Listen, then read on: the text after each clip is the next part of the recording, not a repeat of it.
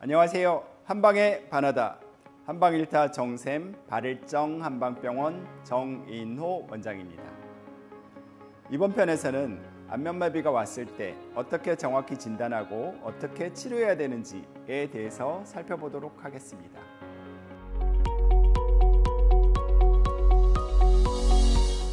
먼저 안면마비가 어느 부위에 어떻게 나타났는지를 파악하는 것이 중요합니다.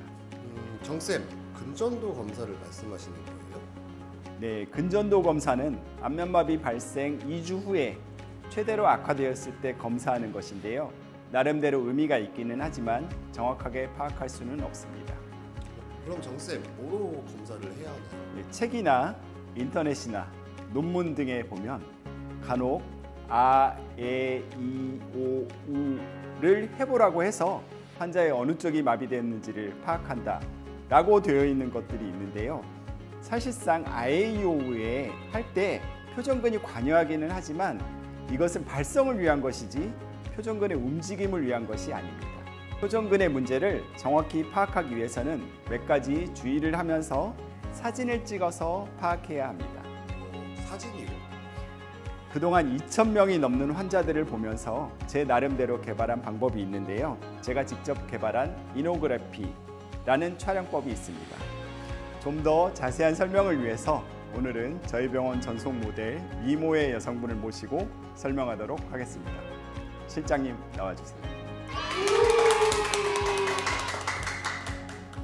안녕하세요. 발일정 한방병원 얼굴 강지희 실장입니다. 반갑습니다. 먼저 양쪽 귀의 크기가 동일하게 나오게 해주시고 머리카락 등이 얼굴을 가리지 않게 해줍니다. 얼굴이 이렇게 돌아가 있으면 양쪽 귀의 크기가 달라 보이거든요. 그래서 그러지 않게 동일하게 나오는 걸 확인하고 머리 등은 위로 정리를 해줍니다. 1번, 아무런 표정을 짓지 않은 상태에서 코를 중심으로 좌우 대칭이 맞게 사진을 찍습니다. 이때 봐야 하는 것은 좌우의 대칭이 맞는지입니다. 2번, 눈을 살짝 감습니다. 이때는 알륜근 안검부를 살펴보는데요. 알륜근 안검부는 먼지가 들어오거나 할 때 눈을 깜빡거림으로써 각막을 보호하는 역할을 하는데 만약에 이것이 되지 않는다면 각막이 손상되어서 시력에도 문제가 있을 수 있습니다. 3번, 양쪽 눈에 최대한 힘을 주어서 감습니다. 이때는 알륜근 전체의 긴장도와 주변의 근육들을 살펴봅니다. 4번, 입꼬리를 양쪽으로 최대한 당깁니다. 이때는 입술 주위의 근육들의 긴장도를 살펴보게 됩니다. 5번, 입술을 최대한 오므립니다. 이때는 불륜근의 움직임을 살펴보게 됩니다. 6번, 눈썹을 위로 해서 이마의 주름을 최대한 써줍니다. 이때는 전두근의 움직임과 눈썹 주위의 근육의 움직임을 살피는데 이마의 주름은 써지는데 이 아래가 마비됐다면 중추성 마비를 의심해야 합니다. 7번, 윗입술을 위로 올리면서 으르렁거리는 표정을 지어봅니다. 이때는 윗입술 콧방울 올림근의 근육과 입술 주위의 근육의 긴장도를 살핍니다. 8번, 볼에 바람을 넣고 최대한 부풀려 봅니다. 이때는 입술 주위의 근육과 벌려보세요. 입술 안쪽에 있는 굴근의 긴장도를 살펴봅니다. 9번, 입꼬리를 최대한 아래로 내리면서 턱을 내밀어 보세요.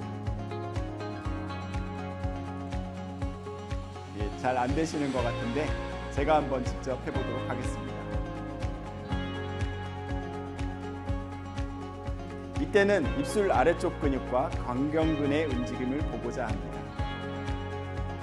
이렇게 여러 가지 표정을 지으면서 사진을 찍어 놓는다면 어느 근육이 어떻게 문제가 있는지를 쉽게 파악할 수 있고 치료 후에 다시 사진을 찍어 본다면 그 시술을 통해서 어떻게 좋아졌는지를 쉽게 확인할 수 있습니다. 초기 진단의 경우에는 크게 어렵지 않고요. 후유증의 증상으로는 마비의 미해복, 구축, 연축, 연합운동 등이 있다고 말씀드렸는데요. 이러한 것들의 근본적인 원인은 근력이 약해서입니다. 자, 그러면 사진을 통해서 어디에 어떻게 치료해야 되는지를 살펴보도록 하겠습니다. 이분처럼 오른쪽이 마비된 분이라면 당연히 오른쪽에 침, 매선, 신경전기 치료를 하는 것은 당연하고요. 이 사진에서 보는 환자는 좌측이 마비되어서 인중선이 우측으로 갔다가 회복되면서 단축이 되어서 좌측으로 다시 갔습니다. 이 경우에는 어느 쪽을 치료해야 할까요? 단축의 원인이 좌측 안면 근육의 근력의 미회복이므로 마비가 왔던 좌측 안면 근육을 강화하기 위한 치료를 해야 합니다. 이때 인중선의 마비가 왔던 좌측으로 당겨졌다고 해서 좌측에 보톡스를 맞으면 처음에는 단축이 풀리는 것 같지만 결국에는 좌측 안면 근력이 더욱 약화되어서 단축이 더 쉽게 일어납니다. 또 간혹 오른쪽에서 당겨줘야 하는 것이 아닌가라고 생각하는 분들도 계시는데 이것은 전혀 엉뚱한 치료를 하는 것입니다. 연합운동의 경우도 마찬가지입니다. 눈을 감으려고 할 때 좌측 입주위의 근육이 당겨지는데 간혹 우측에서 안 끌려가게 하려고 하거나 혹은 좌측 팔자주름 부위에 근육에 보톡스를 맞는 경우가 있는데 이는 결과적으로 더욱 근육을 약화시키게 됩니다. 환자의 얼굴을 보고 정확히 어느 근육에 어떤 문제가 있는지를 파악해야 하고 치료는 항상 근육을 강화하는 방식으로 해야 합니다. 단축이나 연합운동 혹은 연축이 있다고 해서 임시방편으로 보톡스를 맞으면 결과적으로 더 악화되게 됩니다.